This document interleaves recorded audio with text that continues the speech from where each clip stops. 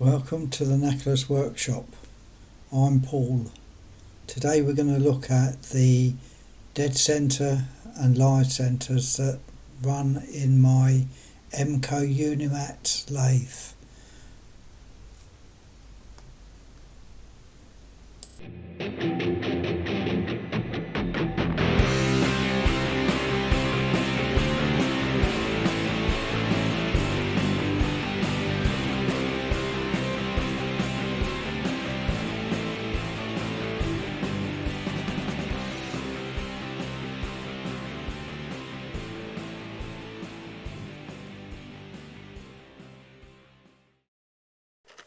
One of the challenges I've found is trying to get the centres out of the headstock and tailstock.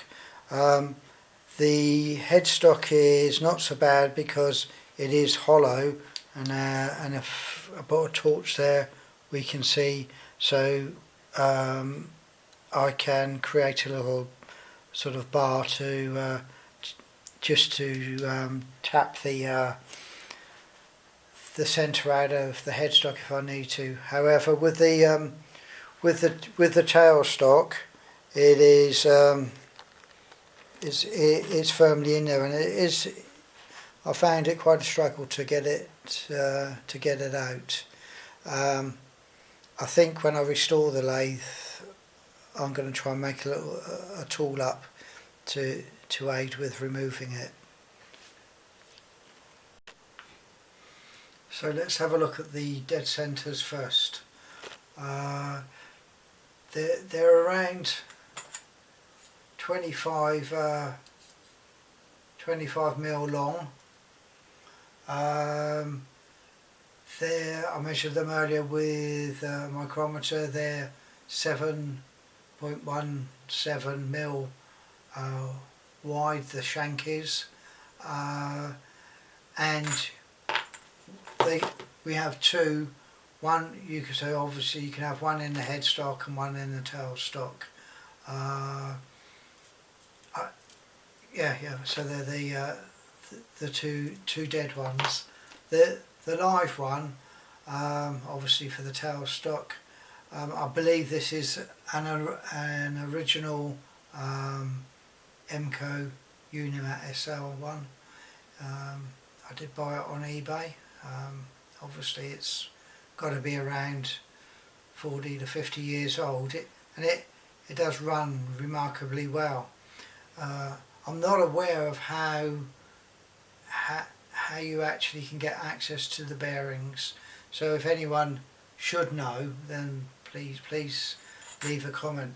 I have a suspicion, well, that you can dry. There's that's hollow, the actual spindle, and when you look at the size, you know, you can see you're going back into it. So I think you can probably, the way to get access to that is to press through the spindle.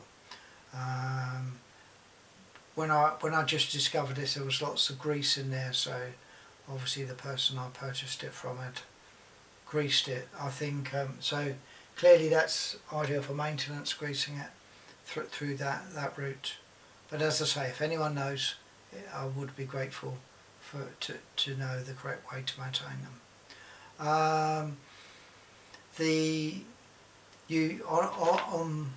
On both the live and the dead, you've got a slight groove here, and that's effectively the distance that fits into either the headstock or the tailstock quill. And it's around 12.5 mil that goes in, and neither of these, they're not tapered, they're parallel.